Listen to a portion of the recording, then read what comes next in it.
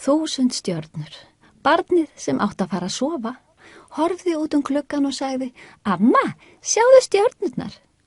Amma leit út gluggann, út í haustnótina, sá regnið og skýin sem voru bleiki við borginni. Það var svo lágskýjað.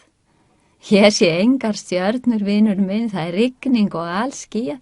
Farðu nú að sofa, elsku barn. Jú, amma, þarna í trénu. Lauflausar, svartar greinar trjánna voru votar og í þeim öllum héngu regndrópar. Þeir glitruðu eins og kristall, því birtan frá ljósastaurunum á bakvið gerði úr þeim 1000 stjörnur handa barninu sem var að fara að sofa. Barnið horfði á dropana falla einn og einn eins og silfurtár í kyrðinni. Tár sem urðu svo stór að þau urðu að detta, tindrandi ofan í frera svörð. Amma, tréð grætur stjörnum.